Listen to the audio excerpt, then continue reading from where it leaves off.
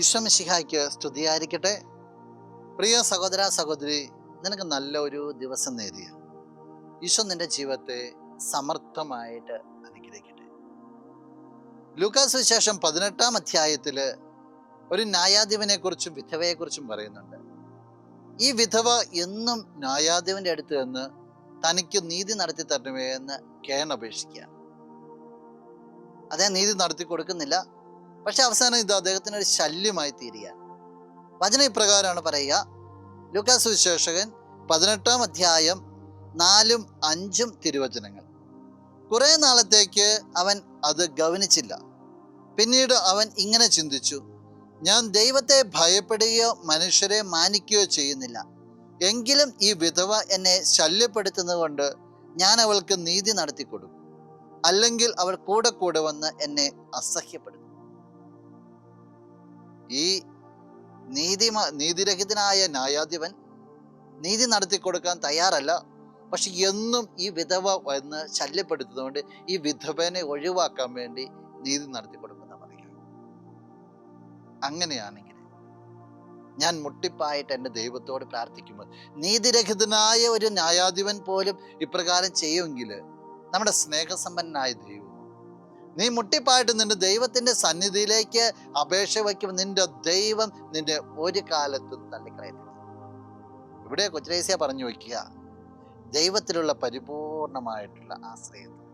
നീ ഹൃദയത്തെ ദൈവത്തിന്റെ പക്കലേക്ക് ഉയർത്തുക. ദൈവത്തിന്റെ നേർക്കുള്ള ഒരു നോട്ടമാ പ്രാർത്ഥന. എങ്ങനെ ഉയർത്തുക?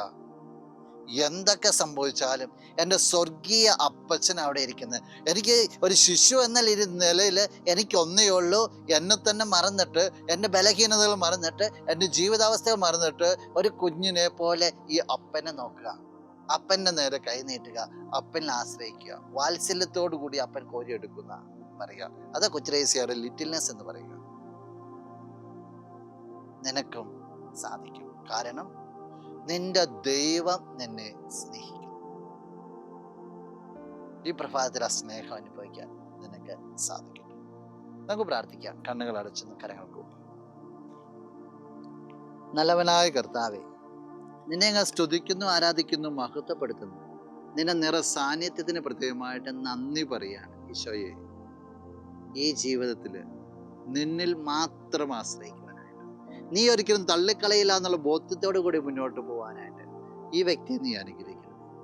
ഈ ദിവസത്തിന് വേണ്ട എല്ലാവിധ നന്മകളും കൃപകളും സംരക്ഷണവും നൽകിയ വ്യക്തിയെ നീ അനുഗ്രഹിക്കണം. ഇപ്പോഴും എപ്പോഴും എന്നേക്കും. ആമേൻ.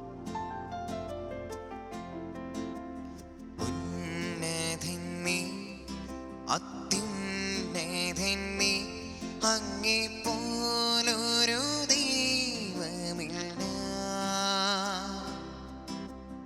ഉന്നതൻ നീ, അത്യുന്നതൻ നീ, അങ്ങേപ്പോലൊരു ദൈവമില്ല. അത്ഭുതവാൻ, അതിശയവാൻ, നീ മാത്രമേ ദൈവം.